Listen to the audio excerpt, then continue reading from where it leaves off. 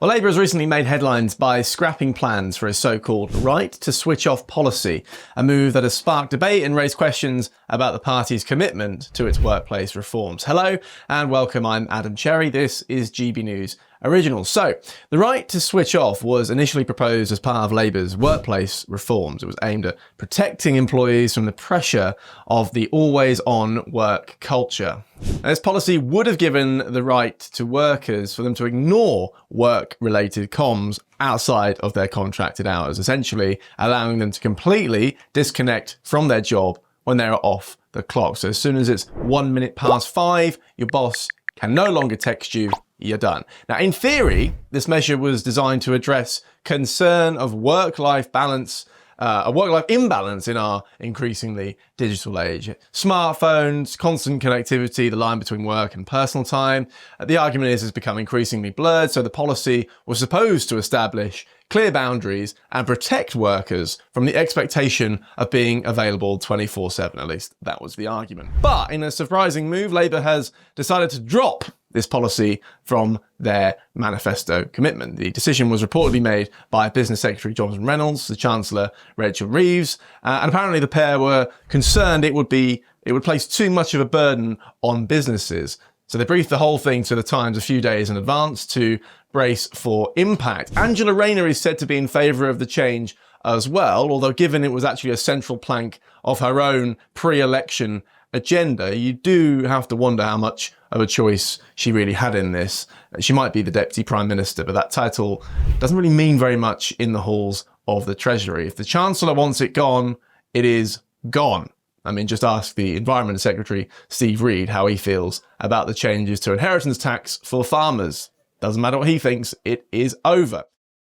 Us blokes hate talking about a little thinning up top, and many of us settle with that balding look, but that wasn't for me, and that's why I went to Elite Hair, the world's leading hair loss clinic, and now I've had over 4,000 new hairs added to this barnet, and very soon I'm going to be rocking some brand new flowing locks, and you can too. So how does it work? Step 1, I sent the team a set of photos of my head. Step 2, I then spoke to one of the Elite Hair staff who looked through my photo submissions and worked out a treatment plan for me. Step 3, Elite Hair then organised accommodation and the treatment. I was at their state-of-the-art treatment centre in Istanbul, and their incredibly kind staff took me through the process, and before I knew it, I was in surgery. Elite Hair and their leading medical experts have specialised in pain-free treatments using the sleep deep method, and they really mean that. I felt incredibly relaxed the whole time, and I haven't felt any pain since. Check out Elite Hair using the link in the description. When you do, Elite Hair will provide you with a free personalised hair analysis. Then you'll join over 100,000 happy patients. Hit that link and start your hair growth journey like I did today.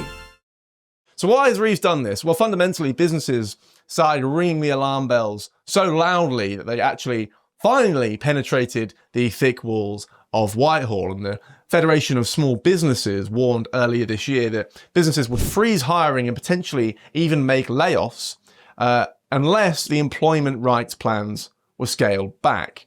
Angela Rayner is still taking a strategic lead on the work, whatever that means. But Reeves and Reynolds have muscled in to water it down. It probably didn't help. They've also just whacked up taxes on hiring workers anyway, which goes without saying isn't exactly pro-growth. In other words, Labour's big plan to make work pay wasn't actually paying, so they're taking a bit of an axe to it. And what's the reception to all this?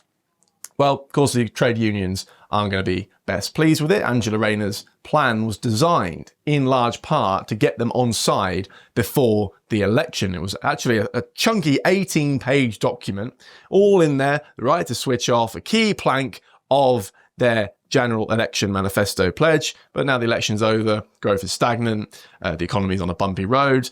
So the trade union support it's not exactly the first priority anymore. I'm afraid the Treasury has other plans. Now, businesses, on the other hand, are obviously going to be a little bit more happy with this. They won't be letting off fireworks in celebration, but they will see it as at least a small win. So now all they have to worry about is higher taxes, lower productivity, and lower growth. No bother at all. No problem whatsoever.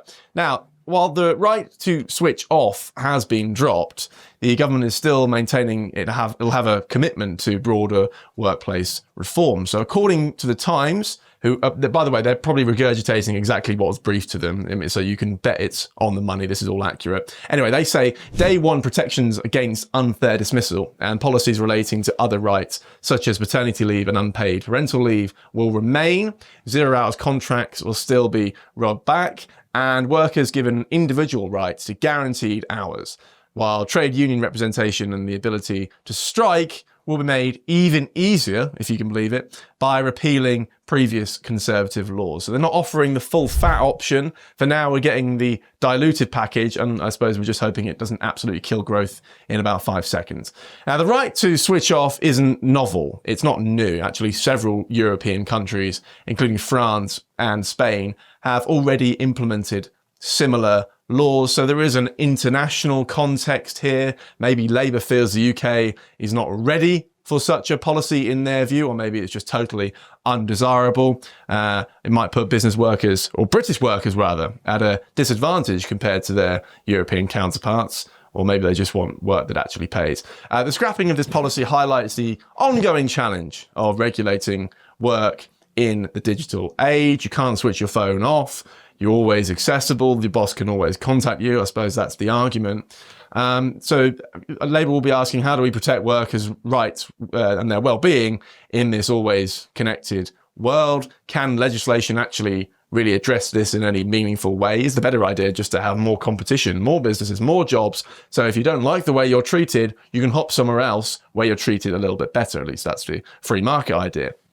Is there a way to balance the needs of businesses with the rights of workers? Well, we'll see, won't we? For Labour, this decision carries political risk. Party has positioned itself, it was born out of the trade union movement, out of the workers' rights movement, and this U-turn is, I suppose, a departure from that. It's obviously not going to please the unions, but it's a pragmatic decision. This is, I think, good politics, actually. It's signalling to businesses that a Labour government is willing to listen to their concerns and avoid these overly burdensome regulations, the red tape that Labour is saying they want to scrap. Bit odd that this package, this 18-page document, it was more and more and more red tape, and now finally they're taking the axe to it a little bit. And following the budget in October, I would say that counts for quite a lot. Well, that's it for now. Thank you for watching. This has been Adam Cherry. Don't forget to subscribe to the GB News YouTube channel for more content. At GB News, we believe in the power of free speech. We're not afraid to ask the tough questions, challenge the status quo, and give you a voice.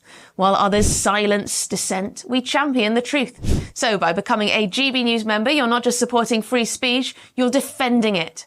Please do consider supporting us today. Together, we'll hold the powerful to account and make sure your voice is always heard. Simply go to gbnews.com/support and stand with us for what matters most.